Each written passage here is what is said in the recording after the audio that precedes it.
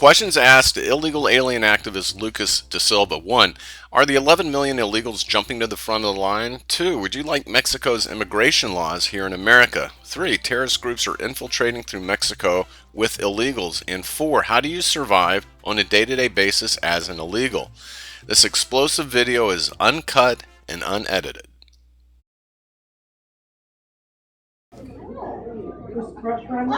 Lucas Da Silva.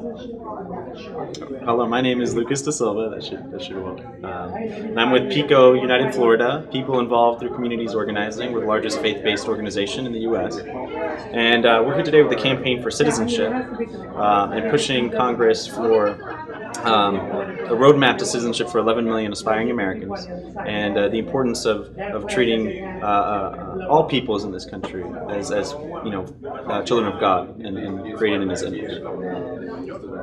Okay, and what is John? Lucas. Lucas. Yeah. Now, Lucas, what would you say to the thousands and tens of thousands of people that are already in line for legal citizenship? Do you feel that the 11 million people that President Obama is addressing today, they're going to be jumping in front of those individuals that have been going through the process for months and years? Absolutely not. The fact is there is no line right now for the 11 million folks that are here, and it's we're not trying to jump ahead of anybody. We're not trying to take away anything from anybody. We're just asking for an opportunity to be treated equally. And so no, there's no. Our immigration system is a very cumbersome system, but there's full faith, in that our elected officials are looking at this issue as well, while in the writing of this legislation. Yeah. And what is your definition of being treated equally? What would satisfy you in that department? Not having not creating a subclass of residents in this country. It's in our faith values, we're all inclusive. We believe in love and including all peoples, regardless of race, gender, and so that's what we're asking with immigration. We want to be seen as brothers and sisters in faith, and not just livestock that you can sell in a private prison industry. Okay, so how would you achieve that goal? What legislation specifically would you need to achieve that objective and to be happy? Well, I think the focus of legislation needs to be on creating a roadmap to citizenship for 11 million new Americans, and really looking at stopping the separation of families, because we can't have kids in foster care because their parents have been taken away from them and their family has been split up. That's unacceptable. The focus has to be on those two things: creating that roadmap and really stopping the separation of families. Would you advocate adopting the same immigration laws as Mexico? I wouldn't advocate for adopting anybody else's laws. I would say we need to come up with a comprehensive plan that works for the United States of America. And to do that, we all need to work together on that. Okay, and what do you know of Mexico's immigration laws? I'm not too familiar, so I can't really answer that question. Okay, and earlier you had said that you're from Brazil. Yes. And this is a national security question. With the tri-border of Brazil, Venezuela, and Paraguay, there is a large influx of Hezbollah and Iranians that are utilizing the landmass to come into America illegally through the southern border. Being from Brazil, I would imagine that you're familiar with the influx of Hezbollah and Iran's influence in the area where you're from and your family is from.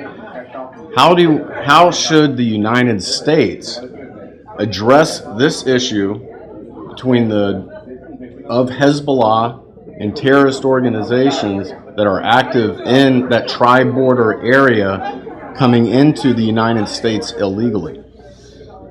Well, from a national security perspective. Well, first off, I want to say that I've been in this country since I was a year old. Brazil is really a foreign country to me, and I'm not too familiar with what's going on in the region. and so I wouldn't be able to specifically answer that question, but it's for me, the campaign for citizenship is not about encouraging more immigration. It's about treating people equally, treating people as brothers and sisters in faith, and so I really it all comes back to family and treating each other with human dignity and human respect. Now, how would you recommend what would you recommend to President Obama to be able to separate out those Hezbollah or Iranian-backed Al-Qaeda terrorists that are already here in the United States from the 11 million that you're working and advocating for today? Well, I mean, that would be something that our elected officials would be working on through the legislation and through the enforcement. Well, what type of legislation would satisfy PICO and you personally? We want to stop the separation of families. Okay. And we want a roadmap to citizenship for 11 million. Okay, well, how can you do that? And that is a noble cause, and I'm with you on that. How can you do that and satisfy the national security interests of the United States of America? Well, I mean,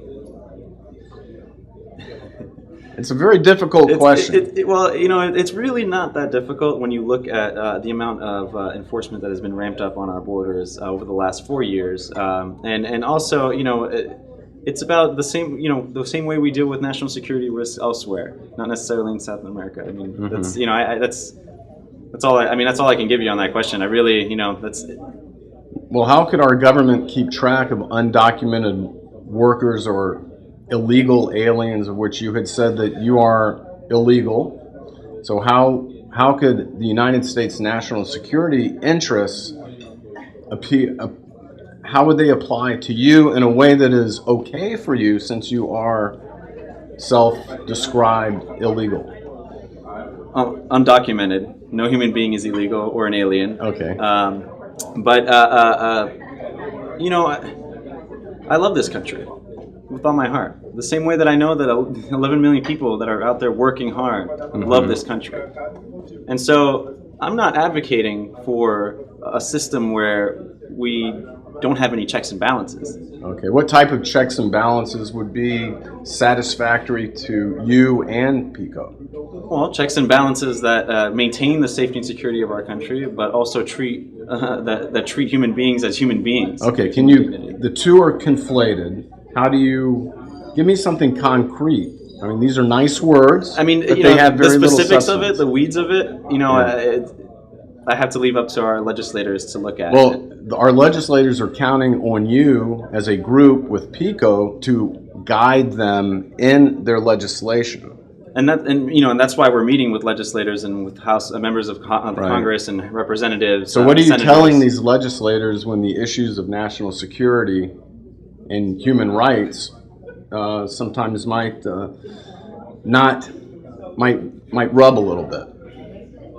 Well, we don't see it as rubbing. We don't see that these two issues are rubbing. We can maintain our national security, but treating each other with respect and human dignity at the same time. Why do those two issues have to be conflated? How can you treat a Hezbollah terrorist who's coming from the tri-border area into the United States? This is well documented. In fact, there's legislation that just came out in 2011. Representative McCall is addressing this issue very seriously. So it is timely, it is relevant, and extremely important. And being able to do the twos, treat with human rights, and also you can't deal with Hezbollah and the other terrorist organizations that are very, very active in that tri-border area. You can't do both. And I'm trying to get a sense of how that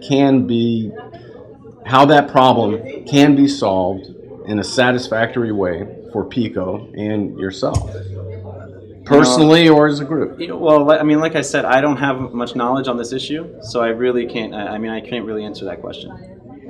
I don't have enough knowledge to be able to answer that question in terms of Hezbollah, and that's beyond beyond scope of knowledge. But I mean, I can tell you that. But you say that your group is advising our elected officials on this subject matter. This subject matter, there is a national security interest. So Our focus- to say that you can't comment on that issue is Our focus problematic. Our focus is on the 11 million aspiring Americans that are in this country. Okay, how many of those could be Hezbollah I don't operatives? How do you find that out? That's the answer we're looking for. You know, I can't answer that question. I can't answer that question. I'm sorry. Okay. I don't know how to answer that question. Okay, well, you're here undocumented. Yeah. Okay, how does the United States government account for you, and how do you function in our society as an undocumented individual? Well, I mean, it's tough. The same way everybody else has to survive. Working hard and making sure that we're providing for ourselves and our families. Right, and that involves having a job where you're paying taxes and Absolutely. Taxes. Right. Absolutely. Okay, now, what could our government do to have additional checks on you as an undocumented worker to see what your past is, to see where you're coming from? Because from the tri-border area, you would be a person of interest for our government to question and see what your past is. And I'm not saying that you're any of that. I'm just saying there's got to be a way to separate the 11 million that are coming in and maintain United States national security. I mean, we're focusing on the 11 million that are in this country already. Right. So let's focus We've on already ramped up enforcement in the last 4 years. Now we need to fix this system. Okay. Enforcement is alive and well. We've got 4 times the amount of border agents on our border. We've got, I mean, it's undocumented, unauthorized immigration is at its lowest point in the last 40 years. It's the statistics show that. Okay. I'm not here to talk about statistics. I'm here to talk about faith and family values and why this is so important. Okay. All right. Now, you said that you've been here for what? How old were you when you? I was 12 months old when your parents brought you over here. Yes. Now, as an undocumented worker, how come you haven't been deported? How old are you now? 24. How come you haven't been deported in the last 23 years? I mean, the grace of God. Do you feel that as an undocumented worker that you have the right to be here? I'm American. Right. My first language is English. Right. I was alphabetized in English. Okay. I've been here since I was 12 months old. Right. I didn't have a say. I didn't have a decision. Right. I didn't even know about visas or borders when I was 12 months old. Okay. Have you applied for legal citizenship? Are you in the line? Deferred action. Through deferred action. What does that mean, deferred action? Deferred action, the June 15th, 2012 announcement by the Obama administration allows for a worker's permit and safety from deportation for 2 years. Okay. Now, when you reach the age of majority at 18, did you apply for legal citizenship here in the U.S.? There's no line to apply. There's no process to apply. Did you fill out the paperwork to apply for legal citizenship when you reach the age of majority? There's no process to apply, and no matter what age you're at. Through the State Department. If you're undocumented in this country, there's no process for you to apply for anything. Well, you would go into the immigration office and say, I'd like to apply for legal citizenship. But that's impossible, though. Why would that be impossible? Because of the way the system is set up. There's So no guideline. what would happen to you if you were to see? These are the basic questions that a lot of people don't understand. Right, and it's such a cumbersome system that it's hard for us to all understand all the pieces that fall into place. But the truth is, if you're in this country and you're undocumented now, and if you've been and with the majority of the 11 million people have been here for over a decade. There is no pathway. There's no process. There's no. Let me go into the immigration office and get a form. It doesn't exist. There's no way. There's nothing there. So it's a limbo. So what would happen if you were to do that, like everybody else? I would probably, not now, but with deferred action. But prior to when you reach the age of majority, I'd probably get deported. Now, why would you be deported? Well, because there's no process. There's no process. Okay. Elaborate. Explain that to our listeners because they're very interested. There's no process. There's no application process. There's no form. There's no format. There's no line Okay. If you're undocumented and you're in this nation, there's no line. There's Okay, nothing. so as an undocumented individual, if you were to go through the formal process of getting your citizenship here in the United States, most likely you would immediately be deported as an undocumented individual, which gives you a negative incentive to go through the process that the immigration process has been around from when my family came over from Ellis Island. Well, there's no process. That's Well, there is a process. What but- I'm trying to explain to you is that being undocumented in this country, there's no process. There's no process for you to go in and say, I want to apply for my citizenship, or I want to apply for this. If you're undocumented, there is no line, there's no process. That is why we're fighting and asking Right. for a roadmap to citizenship, because there is no process right now. So if you were to try and operate within the law, you would immediately get deported, is what it sounds like. Is that a fair statement? The fair statement would be, there's no process, we need to create a process. That's a fair statement. Okay, so you're saying that there needs to be a process for undocumented workers to be able to get some form of legal citizenship without Absolutely. being deported Absolutely. immediately. Absolutely. 'Cause these are families that have been working and providing for their own families and contributing to this economy for decades. Oh, no one's saying that. No one's attacking the individual. Right, We're looking, right. We're looking at this in a broader, general, broader right. macro sense Right, of right. laws in process, Right. and individuals who do not fit into one particular box. For example, Europeans, when they come over and they want to get citizenship, it's a very long process. They have to jump through many, many hoops. They have to have businesses. They have to have a net worth of in the tens of thousands of dollars. They have to have contacts here in the United States and a support structure in order for them to get legal citizenship. So what you're saying is that as an undocumented worker, that path is not open to you at this current time. Right, correct. There's no path. There's no path. Okay, then why would you not? Some people would ask, as an undocumented worker, why don't you go back to Brazil and then file the proper paperwork like everybody else who wants to come here as a legal citizen? Because this is my home. I understand that. So why do I have to leave my home to go to a foreign country? This is my home. Okay. Oh, I understand that. Right. So So- this is my home. I grew up here. Like all the other dreamers. Like Right. we grew up here. This is our home. I'm American. All right, so then by de facto, you condemn Mexican immigration laws because what you're doing now would be illegal in Mexico. I'm not condemning anything or anyone. Okay. All I'm saying is, I've been in this country my entire life. Mm-hmm. I've grown up here.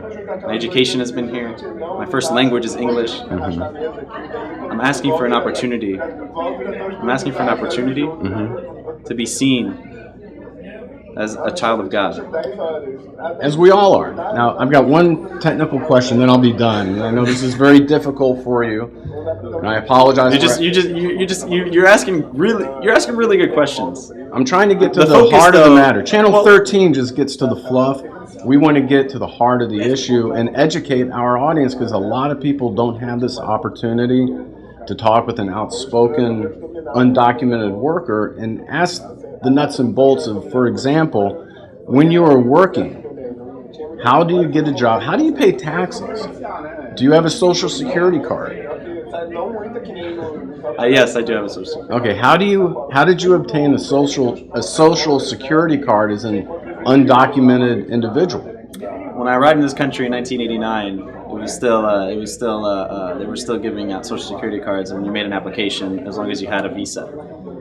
So Okay, so technically you overstayed the visa, and- but is your social security number still valid? yes, How is that? What How is does it? that work? my social security number is valid, but it states I can't work. What states can't you work? No, it states that I can't work, that I'm unauthorized to work. So there's With DACA, however, I have a work permit, which now allows me to work. in any So- state in the country. Well, I mean, yeah. Okay. Yeah. But honestly, even then, I mean, So you come I to was me. 12 months old when my parents applied I for know. Social Security. I know. I don't remember. You're an innocent. In this. You're an innocent. And it's not even about innocence, because then we're talking about punishing or rewarding folks. And it's Right. not about punishing or rewarding people. It's about, again, treating them with human dignity and Okay. respect. All right. You come to me for a job, and I have you fill out the application, and then I process it. It's going to show that you are undocumented. How does an employer deal with that situation when it comes up? I'm sure it's come up for you many times. I mean, it just, we need to focus. That's why we need to focus. Well, on no, the roadmap I'm of interested in the citizenship. specific answer, because the details, to me, are what are fascinating.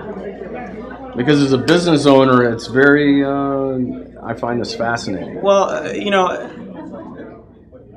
I can't answer all. I can give you, a manual. If I could give you a manual on how we need to fix everything, I'm just asking for your personal experiences of how you survive here in the United States as an outspoken, undocumented individual.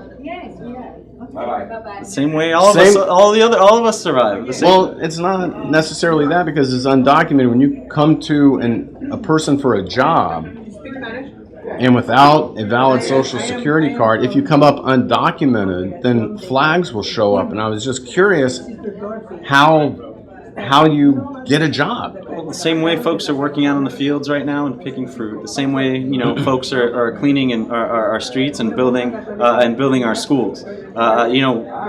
There's You would be able to apply for a government job in order to go build a school, or would you get flagged if you were to do that? Or do you rely on employers wanting to hire you because they like you, they like your skills and what you can bring to the table, and they may shortcut certain guidelines that are already in place?